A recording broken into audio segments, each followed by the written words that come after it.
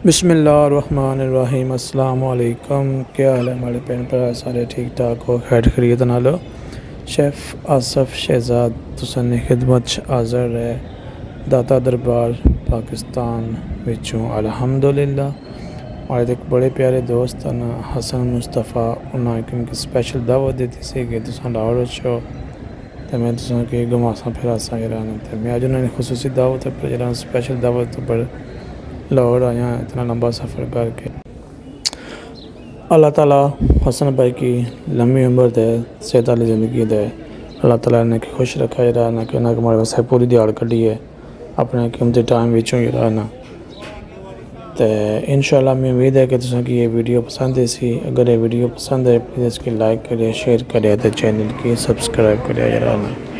हमने इसकी विज़िट करा दाता साहब ने इनसाइड दरबार शरीफ है जरा हाज़री दी है। तकरीबन लास्ट टाइम मैं था आया सा 95 विच 94-95 विच इतना लास्ट टाइम आया सा ना। उस तो बाद हसन भाई ने स्पेशल दावत पर ना मैं लाहौर आया फिर थोड़ा वास्ते दाता साहब हमारी हाज़री हुई है तो अल्लाह ताला अपनी बरगाह विच कबूल करे।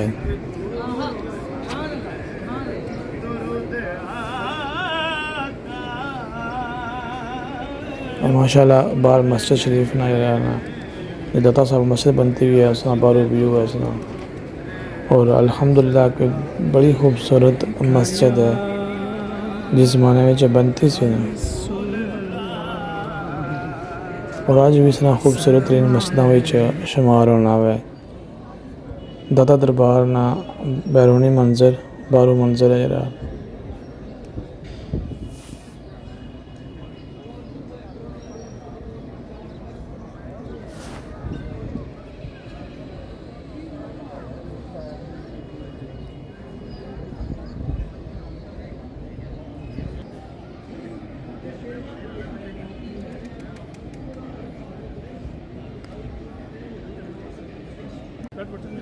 कर दिया।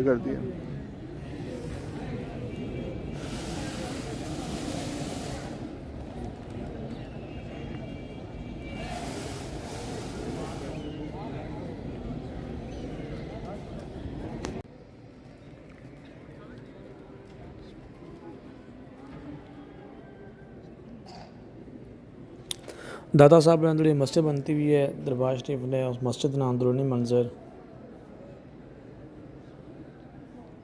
ये मस्जिद इनसाइड है।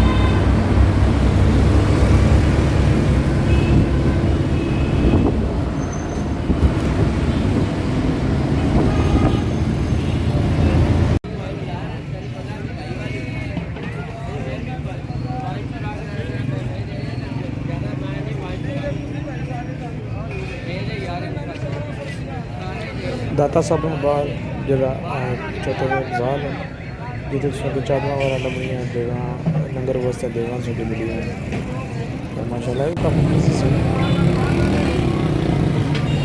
लोग आ रहे हैं देगा ले तो पक्के पकाए देगा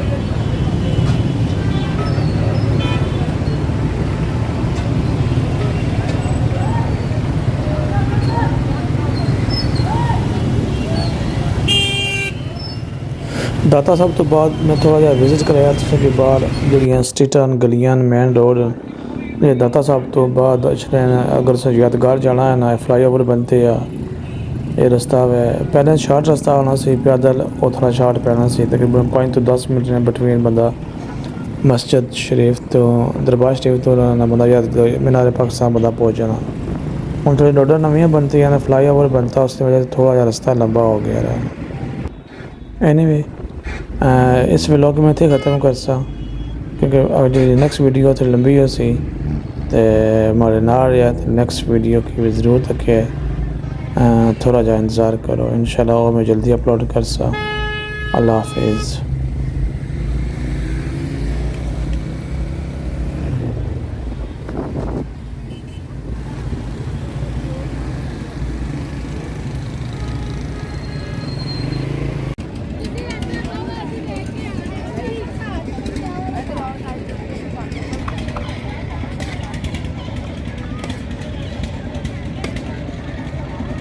बोले दरख्त नहीं लगाए हुए पहले काट दिए हुए